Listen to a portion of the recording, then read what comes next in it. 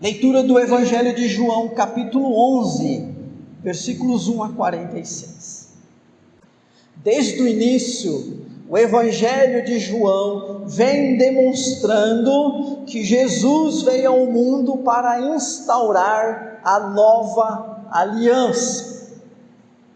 Aquela nova aliança sobre a qual, ou fundamentada nela, que se instaurou então uma nova religiosidade, a religiosidade da nova aliança, que leva o homem até Deus, em comunhão com Deus, fundamentado em Jesus Cristo. Então, o Evangelho de João, através de várias narrativas e da maneira como foi escrito, tem esse propósito de nos mostrar: Jesus é o fundamento da nova aliança, e a nossa religiosidade deve estar fundamentado em Jesus. Todos os milagres, todos os ensinamentos de Jesus registrados no Evangelho estão aí para demonstrar Jesus como o fundamento da nova aliança e como o fundamento da religiosidade da nova aliança. O Evangelho de João começa inclusive apresentando Cristo como aquele que junto com o Pai criou todas as coisas, o chamando de Logos, Verbo da vida. Em seguida o chama de Cordeiro de Deus, aquele que tira o pecado do mundo. E vai apresentando Jesus então como o Cristo, o Messias esperado. E as pessoas vão tendo este entendimento, vão compreendendo que Jesus não era apenas um homem que realizava milagres, que Jesus não era apenas alguém que tinha uma palavra diferenciada, mas havia uma unção nele, havia algo de especial nele. Ele era o cumprimento dos profetas lá do Antigo Testamento, ele era Cristo. Deus estava revelando a eles o seu ungido, o seu enviado, o Salvador. Mas à medida que as pessoas vão conhecendo a Jesus, vão entendendo quem é Jesus, à medida que pessoas vão passando a seguir Jesus, aceitando a fé, ao mesmo tempo vai se levantando uma oposição a Jesus. Nós sabemos que no final desse período do ministério de Jesus, cerca de 3 anos, ele foi condenado à morte. Mas não foi uma decisão que algumas pessoas tomaram assim: hoje está tudo bem, amanhã alguém teve uma ideia fora da caixa. Ah não, vamos fazer o seguinte, vamos condenar Jesus. Aquelas coisas que surgem repentinamente, que nunca haviam sido faladas, discutidas, e alguém fala e todo mundo adere e pronto. As coisas não aconteceram assim. À medida que Jesus foi manifestando-se como o fundamento da nova aliança,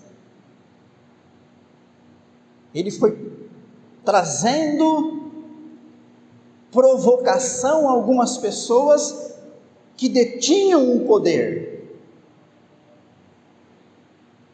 e que não estavam nada satisfeitos com o ministério de Jesus. O ser humano, irmãos e irmãs, tem algumas fraquezas. Fraquezas que são comuns a todos os seres humanos. É o poder. Ele tem um fascínio pelo poder. E quando, de alguma maneira, o poder que ele detém, seja qual for esse poder, é de alguma maneira ameaçado, quando ele sente que algo está incomodando esse poder, que algo está pretendendo tirar isso dele, então o lado mais sombrio da natureza pecaminosa do ser humano se manifesta assim, e ele passa a agir com plena maldade e com todas as suas forças e a qualquer custo para poder se proteger.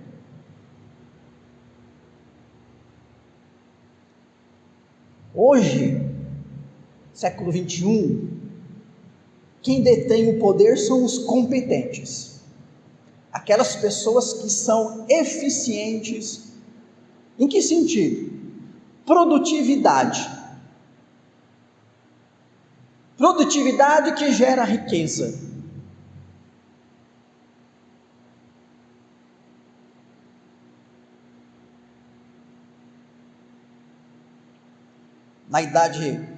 Na era moderna, o poder estava na mão dos cientistas, porque eles diziam: nós temos a verdade. Hoje a verdade não é importante. O que é importante hoje é a competência, a eficiência. Mas houve um momento da nossa história que as pessoas entendiam que quem pudesse então ensinar a verdade, mostrar a verdade, detinha o poder. E os homens da ciência diziam: nós então podemos fazer isso, está em nossas mãos. E a humanidade viveu um período em que o poder ficou na mão dos cientistas. Mas quando nós voltamos mais atrás, no tempo medieval e no tempo de Jesus, o poder estava com aqueles que tinham, certamente, o exército, grandes exércitos, mas uma classe especial de pessoas detinha o poder, muito mais do que a sociedade: os sacerdotes.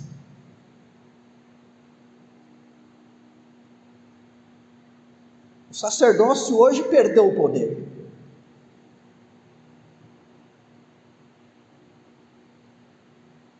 Mas durante muitos séculos, todo aquele que exercia uma espécie de sacerdócio, todo aquele que de alguma maneira se colocava como alguém que intermediava a ação de Deus com os homens, que podia falar com Deus e fazer Deus ou o ser superior, seja qual for o nome, agir sobrenaturalmente, este se sobressaía em poder. E esse poder, como o poder hoje, sempre trouxe o benefício da riqueza, do conforto e da luxúria. Em todos os tempos, seja quais foram as condições, os homens que tiveram poder deram a si mesmos o que continuam dando a si mesmos até hoje: status, uma condição que aos olhos da sociedade é privilegiada, porque entendem que causam inveja nas pessoas. E no tempo de Jesus, havia um grupo de pessoas que viram o seu poder, a sua condição de ser, de alguma maneira, mais do que o povo sendo ameaçado. E esta oposição, ela vai crescendo. Se você depois observar os capítulos 9 e 10 de João, já há essa explícita oposição dos religiosos para com Jesus. Capítulo 7, versículo 1.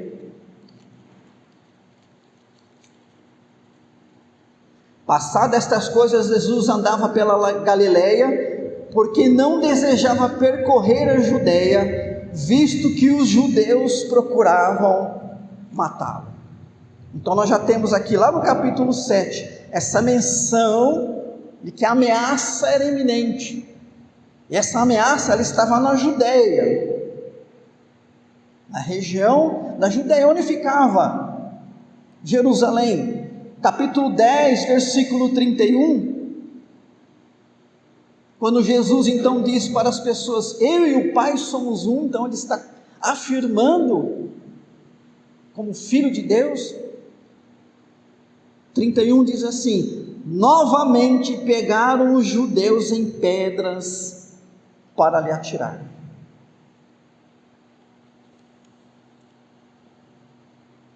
Depois desse relato do capítulo 11 que nós lemos, se você for lá para o versículo 47, então diz assim: então os principais sacerdotes e os fariseus convocaram o sinédrio.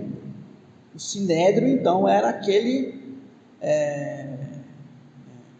instância de poder política e religiosa dos judeus, e disseram: que estamos fazendo, uma vez que este homem opera muitos sinais? Se o deixarmos assim, todos crerão nele. Depois virão os romanos e tomarão não só o nosso lugar, mas a própria nação. Olha a preocupação dele: se a gente não fizer nada, nós vamos perder aqui a nossa força. Versículo 53, então, se explicita a decisão da morte de Jesus. Desde aquele dia, resolveram matá-lo. Decisão tomada. Decisão tomada. Capítulo 12 de João, nós já entramos na chamada Semana Santa, na última semana de vida de Jesus. E ali então estes homens puderam concretizar, levar a termo essa decisão que eles tomaram. Então, irmãos e irmãs, na Judeia havia uma ameaça. Essa ameaça era real, essa ameaça era concreta. Não era uma especulação apenas.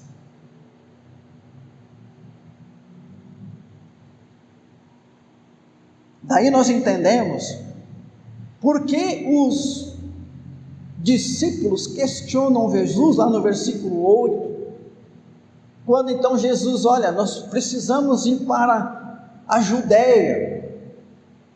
Eles não foram diretamente para Jerusalém, foram por uma cidade chamada Betânia, que ficava bem perto da Judeia, de Jerusalém, bem próximo. Nós precisamos ir lá para a Judeia, nós temos que ir lá para a casa de Lázaro, que era uma figura conhecida dos discípulos. Maria, Marta, Lázaro, era conhecido deles. E aí, mas espera aí, por que Jesus? Por que voltar para Jerusalém, onde a morte é inevitável? Na cabeça dos discípulos, Jesus deveria evitar aquele lugar. Não sei, se nós estivéssemos lá, qual seria o nosso pensamento? Que conselho nós daríamos para Jesus, hein? Não, Jesus não vai não. Mas irmãos e irmãs, a gente tem que compreender a limitação do entendimento dos discípulos naquele momento. Jesus sabia, irmãos e irmãs, que o seu momento final estava chegando. Ele estava plenamente ciente que era momento de enfrentar a ameaça e a morte. Seus discípulos precisariam entender isso. A morte de Jesus estava nos planos do Pai, porque é na sua morte que a nova aliança iria se fundamentar. Daí, irmãos e irmãs, o rito da ceia, né? O rito da ceia é o rito no qual nós participamos do corpo de Jesus que foi crucificado, bebemos do suco da videira, o sangue de Jesus que foi derramado. Ele mesmo, quando entrega o cálice aos discípulos, ele diz, né, na ceia: este é o meu sangue, o sangue da nova aliança, derramado em vosso favor, para a remissão dos vossos pecados. E nós somos instruídos pelo apóstolo Paulo a beber deste sangue, no sentido sacramental, a participar desse momento, e de Cristo participar das nossas vidas por meio desses elementos. Irmãos e irmãs, a Escritura ensina que o último inimigo a ser vencido foi a morte. Na semana passada eu já disse para vocês, vencer a morte significa vencer o pecado. A morte nunca deixará de ser uma realidade enquanto existir o pecado. Porque a morte é a punição pelo pecado. O pecado que adentrou o mundo pela desobediência humana precisava ser vencido. E era pela morte de Jesus. Ao morrer, Jesus venceu toda a força do pecado que condena a toda a humanidade à morte. Por isso, irmãos e irmãs, a experiência de Jesus foi uma experiência de morte plena. O credo apostólico, uma das confissões mais antigas do cristianismo, diz que Jesus foi crucificado, morto, sepultado. Em seguida diz, desceu ao Hades. Algumas traduções dizem, desceu à sepultura. Esse é o significado mais comum da palavra Hades, é uma palavra grega, para a cova, a sepultura, o lugar dos mortos. A pessoa, quando morre, ela não permanece mais exposta, não tem como você mantê-la na sua casa, sentado na mesa ou deitado na cama, como até a própria Marta disse para Jesus, 4 dias já cheira mal. Esse é o nosso destino, é o que vai acontecer conosco. Viemos do pó para o pó, nós vamos voltar. Jesus, então, experimentou a morte na sua plenitude. Ele foi sepultado como um morto. Ele não apenas desmaiou, ele não apenas entrou em coma, ele não apenas não entrou num estado vegetativo que pudesse dar uma aparência de morte, em que as pessoas pudessem achar que ele estava morto, mas ele não estava. Jesus morreu, verdadeiramente morreu, plenamente morreu, experimentou toda a força da morte sobre a vida dele.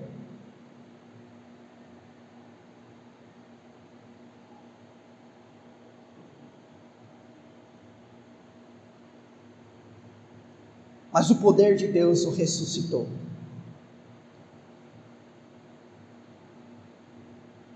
E ele está vivo não é porque ele enganou a morte, porque ele evitou a morte, porque ele fingiu estar morto, mas não estava. Não. Ele está vivo porque morreu, mas o poder de Deus o ressuscitou. Os discípulos precisavam compreender isso. E então, irmãos e irmãs, esse texto de João 11, da ressurreição de Lázaro, Jesus então aproveita a ocasião com toda a sua sabedoria divina. Quando ele recebe esta notícia, ele entende do Pai no seu coração que aquele era o momento de mostrar para os discípulos o poder de Deus sobre a morte. Esse poder de Deus, irmãos e irmãs, que age sobre nós e que um dia também nos fará estar eternamente na presença de Deus. Porque nós vamos para a sepultura um dia ou outro, uma ocasião ou outra, mas lá não é a nossa morada. A nossa morada não é no Hades, a nossa morada é nos céus com Deus. E isso porque o poder de Deus vai agir sobre nós e nós vamos ressurgir como Jesus ressurgiu. E o poder de Deus sobre a morte então foi manifestado na vida de Lázaro.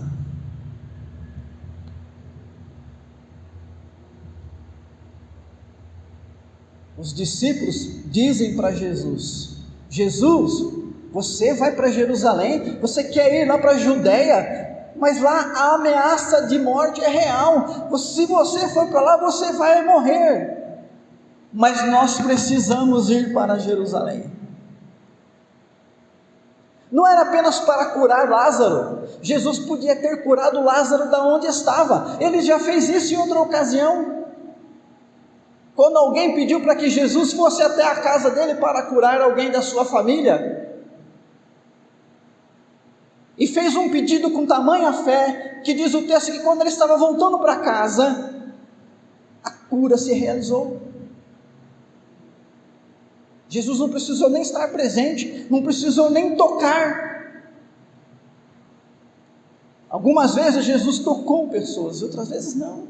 Ele apenas ordenou.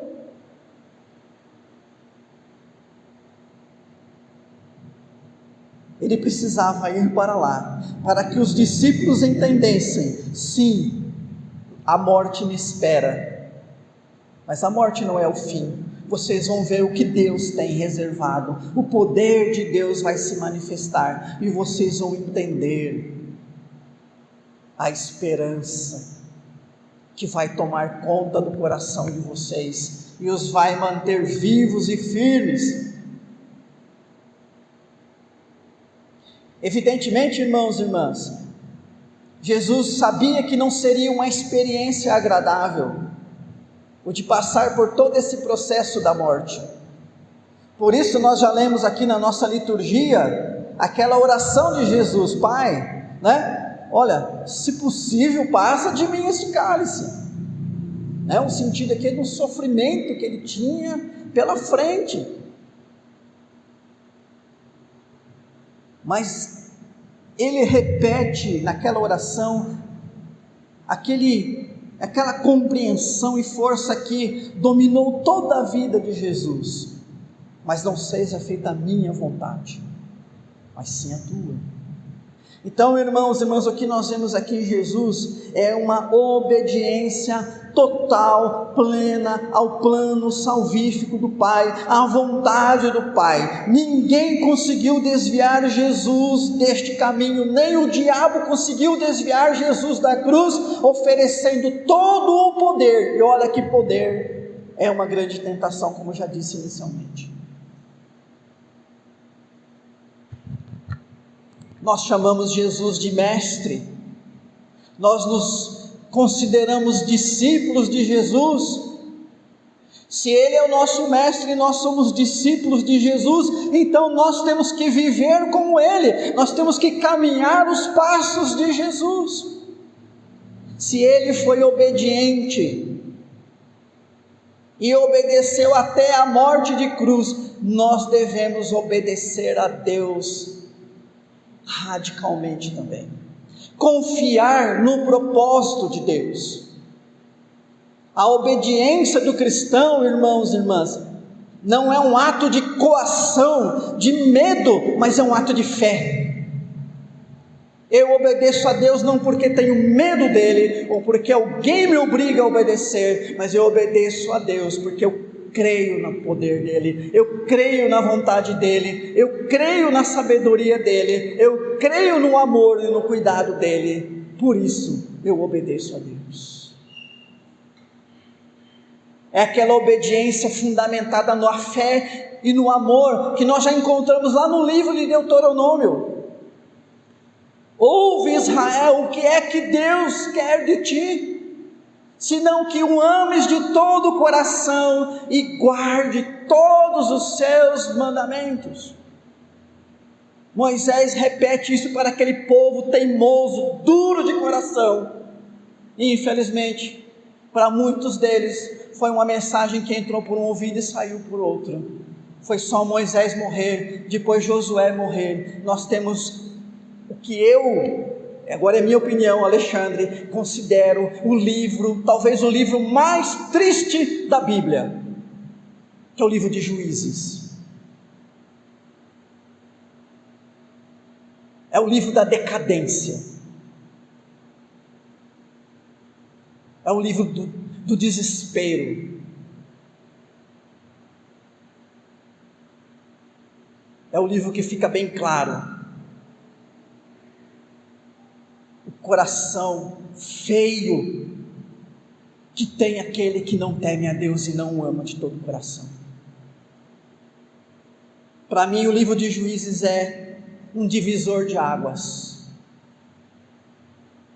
Toda a história de Israel depois de Juízes é uma história de altos e baixos que culminou na sua destruição de Jerusalém e na situação desse povo no Novo Testamento vivendo escravo, praticamente subjugado dos romanos.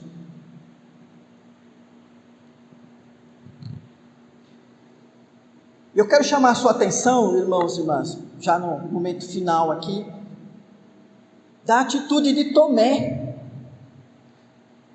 Jesus é o nosso exemplo de obediência. Aí você diz, não, mas Jesus, também é Jesus.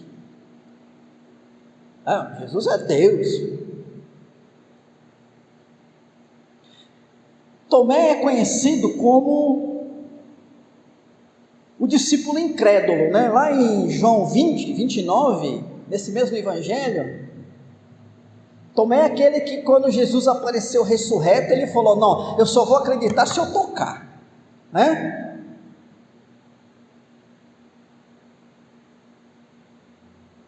Ou seja, o toque é um dos nossos sentidos, um dos nossos 5 sentidos, que fazem a nossa ligação do corpo natural com o mundo natural.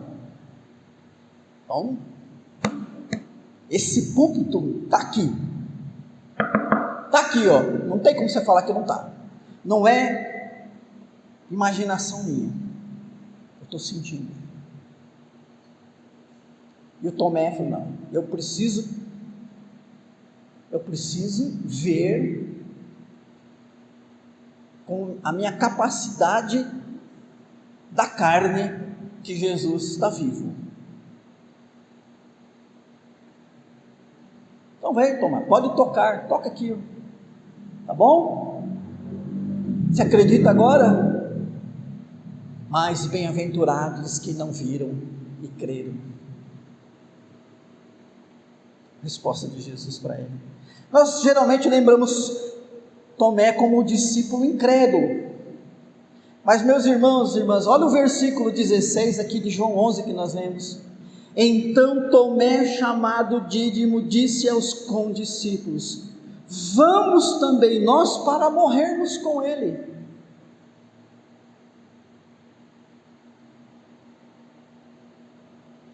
Jesus então diz: nós vamos para a Judéia. E os discípulos dizem para Jesus: você vai para lá, eles vão te matar. A decisão está tomada, a ameaça é real. Nós vamos assim mesmo. Nós precisamos lá até Lázaro. Então Tomé disse: vamos então, vamos para lá para morrermos com ele. Também nós já lemos aqui na nossa liturgia, Mateus 16, 24. Então disse Jesus a seus discípulos: se alguém quer vir após mim, a si mesmo se negue, tome a sua cruz e siga-me. Parece que Tomé entendeu essa palavra mais do que os outros. Tomé, irmãos e irmãs, aplicou para a sua vida aquilo que nós chamamos de seguimento incondicional. Eu vou seguir Jesus, custe o que custar. Custe o que custar para mim. Farei a força que for preciso, me esforçarei o que for necessário, vou me consagrar, vou me dedicar, vou até mesmo aos olhos do mundo me prejudicar. Aqui isso é aos olhos do mundo, não é aos olhos de Deus, né?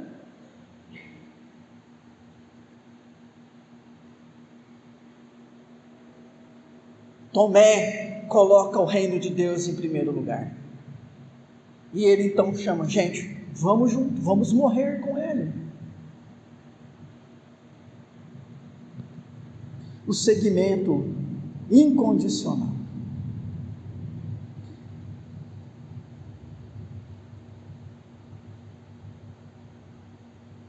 A parte final do texto, nós não vamos discorrer por causa do tempo, mas é aquela bela passagem então, em que Jesus vai dizer para Maria, vai dizer para Marta: se creres, né?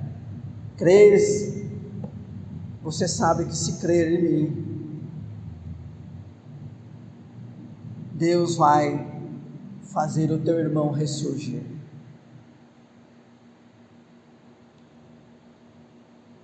Jesus até procurou consolar as irmãs. É difícil consolar alguém em momentos tão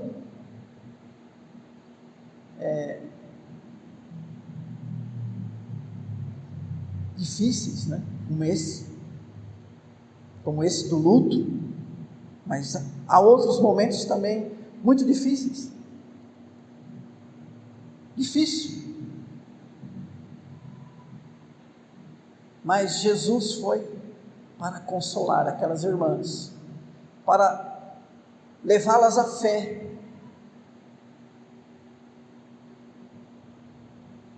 Jesus sofreu com elas, se compadeceu com elas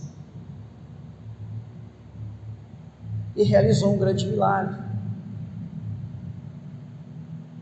Também nos ensinando, irmãos e irmãs, como deve ser a nossa atitude com as pessoas que sofrem, não é? Estar com elas, procurar consolar e junto com elas acreditar no milagre, porque Deus é todo poderoso. Se o poder de Deus é eficaz sobre a morte, então não há nenhuma outra coisa que o poder de Deus não possa vencer.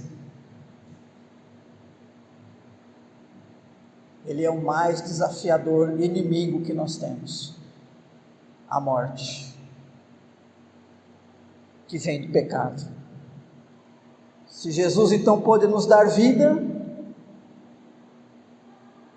se Ele nos garante vida eterna, qualquer outra coisa que precisarmos dele, Ele certamente tem poder para nos dar.